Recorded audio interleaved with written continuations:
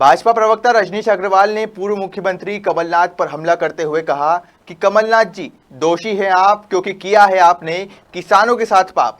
भाजपा प्रवक्ता का कहना है कि कमलनाथ जी वैसे तो कभी जनता के बीच नहीं गए, लेकिन अब विधानसभा उपचुनाव के लिए वोट मांगने जा रहे हैं।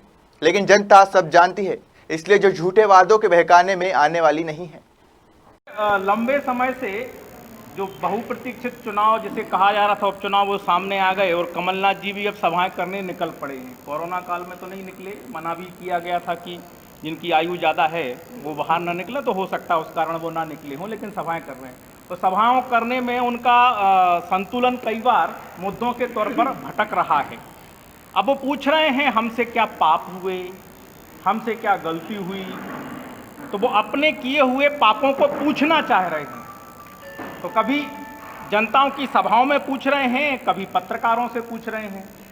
तो हम भारतीय जनता पार्टी के नाते, जनता तो जो अपना है सोशल मीडिया पे बता ही रही है, और जनता से आग्रह भी है कि सोशल मीडिया पे बताएं कि 15 महीनों के पाप कमलनाथ सरकार के, कांग्रेस सरकार के कितने भीषण थे, जिनको झेलना पड़ा, जिनको भुगतना पड़ा, वो जरूर इस बारे में बताएं। और ऐसे ही कुछ पाप हम भी गिनाने की कोशिश करते हैं, कुछ, क्योंकि सारे पाप तो हम नहीं गिना सकते, क्योंकि इतने सारे संख्या में इन्होंने कुकर्म धतकर्म सरकार के रहते कुशासन अराजकता का माहौल पैदा किया कि वो कोई एक बार में तो बता नहीं सकता। कमलनाथ जी आप पूछ रहे हैं कि हमसे क्या पाप। कमलनाथ जी दोषी हैं आप, क्योंकि किसानों के प्रति आपने किया है पाप। मूंग व उड़द की खरीदी भी नहीं की गई।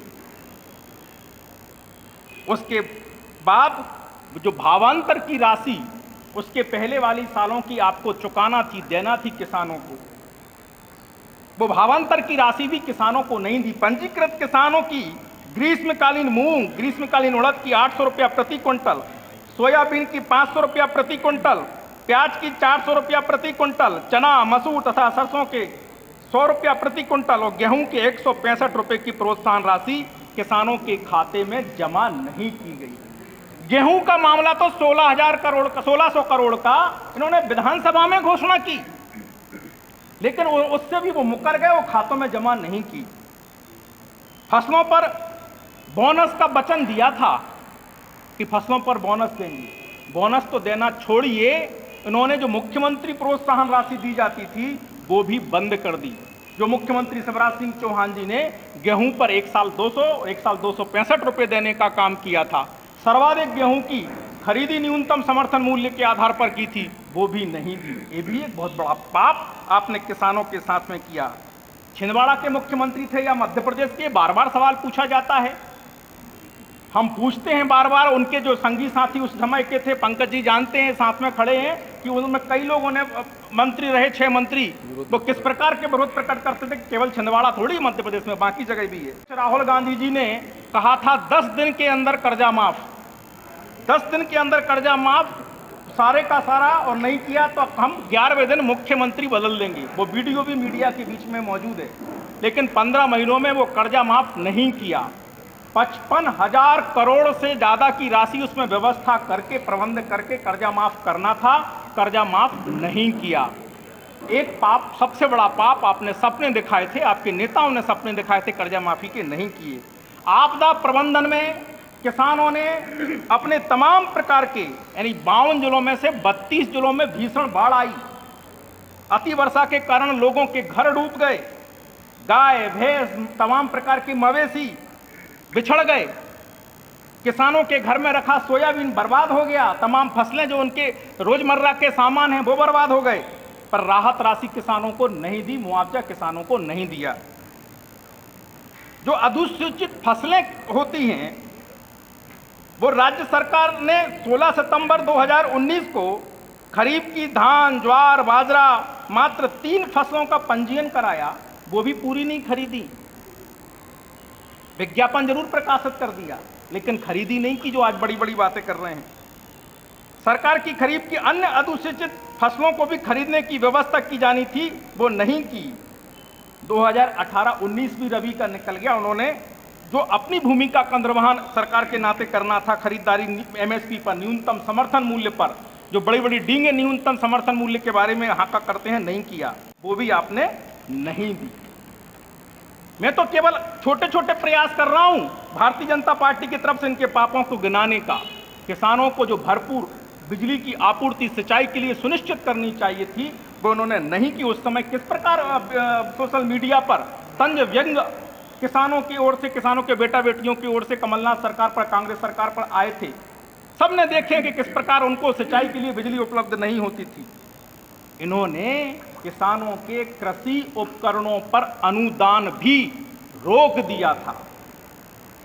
75% तक कई मामलों में अनुदान देने का काम मुख्यमंत्री शिवराज सिंह चौहान जी भाजपा सरकार के दौरान करते थे, उन्होंने वो रोक दिया था। किसान सम्मान निधि का तो बार बार जिक्र आता है। मोदी सरकार ने लघु एवं सीमांत किसानों को, छोटे किसानों को किसान सम्मान निधि देने का काम किया। इन्होंने वो सूची तक नहीं दी, ना इनके जेब से पैसा जा रहा, सरकार के जेब से। मुख्यमंत्री कमलनाथ जी ने ऐसी कौन सी बदला की भावना छोटे किसानों के प्रति थी, जो बैंक में जिसका संबंध भी नहीं होता, जो कोई कर्ज भी नहीं लेता, उसको लघु और सीमांत किसानों को राशि देने का काम प्रधानमंत्री नरेंद्र मोदी जी ने किया, तो इन्होंने रोकने का काम किया। उस मामले में भी इन्होंने अपनी भूमिका का जो निर्वहन करना था वो नहीं किया। उसके कारण वो किसान वंचित भी हुए। और किसानों को संबल योजना तो बंद कर दी थी। भाजपा के कार्यकर्ता के नाम पर कई किसानों को संबल योजना से जो लाभ उनको मिल रहा था, वो लाभ से वंचित करने का काम किया। चाहे वो दुर्घटना के 4 लाख, दुर्घटना में मौत पर 4 लाख रुपए का हो, दुर्घटना में 2 लाख रुपए का हो, गर्भवती महिलाओं को 16,000 रुपए का हो, अंत्येष्टि के लिए 5,000 रुपए का हो। मुझे ऐसे तमाम छोटे छोटे प्रबंध संबल योजना में जो छोटे किसानों के लिए भी थे, वो उन्होंने बंद कर दिए, रोकने का काम किया। ये तो एक केवल सिलसिला है। इसमें अगर टोटल जोड़ लगाएं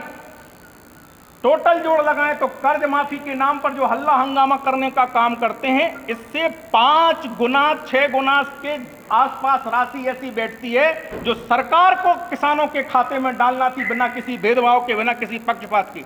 इन्होंने नहीं डाली। कि किसानों के प्रति सबसे बड़े पाप करने का काम कमलनाथ जी ने किया।